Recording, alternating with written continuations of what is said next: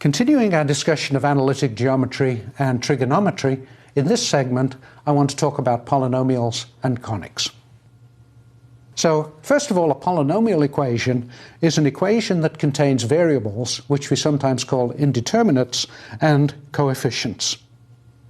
And for a single determinant or variable, let's say x, the general form of the equation is an x to the n plus an to the minus 1, x to the n minus 1, etc. And in a polynomial equation, the powers or the indices are integer numbers which are positive. And the coefficients an minus 1, etc. are constants. In other words, they're numbers. In particular, we deal often with the quadratic equation, which has this form: ax squared plus bx plus c is equal to 0, and the roots or the solutions to this equation are given by x is equal to minus b plus or minus square root of b squared minus 4ac divided by 2a are the roots or the solutions to that equation, and there are two of them. And furthermore, there are two real and unequal roots if the quantity b squared minus 4ac is positive, in other words, greater than 0. And two other useful relationships that don't appear in the handbook are the sum of the roots x1 plus x2 is equal to minus b over a, and the product of the roots x1 times x2 is equal to c over a. So let's do an example on that. The roots of the quadratic equation minus 9x plus x squared is equal to minus 18 are which of these pairs? So first we put it into the standard form, and which is ax squared plus bx plus c is equal to 0, and the equation becomes x squared minus 9x plus 18 is equal to 0. From which we see that the values of the coefficients are a is equal to 1, b is minus 9, and c is equal to 18. And the roots of the equation from our general solution are minus b plus minus, etc.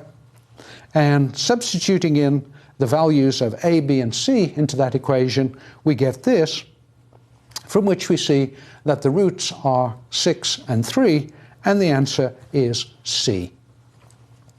We also note that we can factor this equation in this way, now that we know the roots. X minus 6 times x minus 3 is equal to 0. So for that equation to be 0, either x minus 6 or x minus 3 is equal to 0, from which it's obvious that x is either equal to either 6 or 3, which is the answer that we already obtained. And I suggest that you try expanding this out and show that indeed you'd get back to the original equation right here. Next, the handbook discusses quadric surfaces, in other words, spheres, and more generally this refers to quadratic surfaces such as spheres, ellipses, etc. But apparently in the handbook we only discuss spheres. So the equation of the surface of the sphere, which is centered at coordinates h, k, and m, of radius r, is given by this expression right here. And an example on that, the radius of a sphere centered on the origin that passes through the point with coordinates 2, 3, and 4 is most nearly which of these?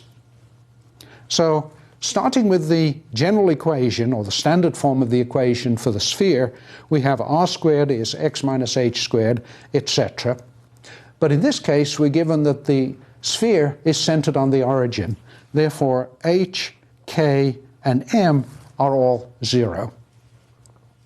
So, substituting in the coordinates here, we have x is equal to 2, y is equal to 3, z is equal to 4, so r squared is equal to that, is equal to 29. So r, the radius, is the square root of that, or 29. So the answer is C. Next, we'll look at conics. And conics are plane surfaces which are formed by passing a plane through a cone. And this is the sketch which is obtained from the reference handbook showing the different sorts of sections that you can find and the general equation of a conic. Here is a better diagram which illustrates them a little bit better and shows the 4 different types of surfaces or conics that you can form. So firstly, if the plane through the cone is horizontal, in other words parallel to the base, we get a circle. If the plane is tilted at some angle but does not pass through the base of the cone, it's an ellipse. If the surface is tilted and passes through the base of the cone to the left of the central point, it's a parabola. And finally, if the surface is tilted, passes through the base to the right of the center, we form a hyperbola. And the general conditions for these to occur is given in the reference handbook as shown here. So here is the general form again, which I've reproduced, where both A and C are not 0. So which type of surface you get depends on the value of b squared minus 4ac. If b squared minus 4ac is negative, less than 0, it's an ellipse. If it's positive, it's a hyperbola. If it's 0, it's a parabola. And if a is equal to c and b is 0, it's a circle. And finally, if a, b, and c are 0, it's a straight line.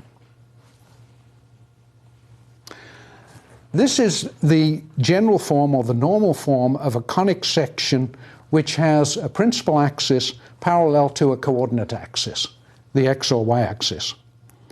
So in this case, we have a more general form of the equation, and there are 4 different cases here which are given in the handbook in terms of the so-called eccentricity, E, which is defined here as cosine theta over cosine phi. So the first case, a parabola, has eccentricity E equals 1, and here is the general form, the general equation of a parabola. Case 2, an ellipse has eccentricity less than 1, it's this case here, and the form of the equation then is given by that. Case number 3, the hyperbola has E eccentricity greater than 1, and here is the equation for the hyperbola. And the last case, the circle, eccentricity E is equal to 0. In other words, a horizontal plane is a circle, and the general equation of a circle is given by this equation right here.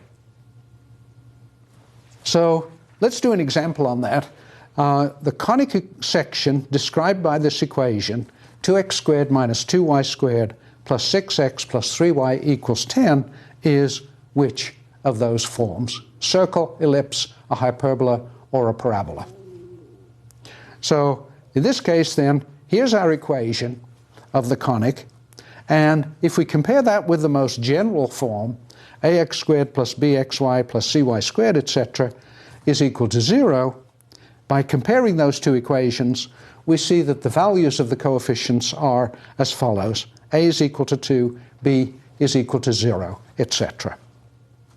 So computing the values, first of all, we see that the coefficients a and c are not 0, and the value of b squared minus 4ac is given by this expression here, which is equal to 16, which is positive, it's greater than 0.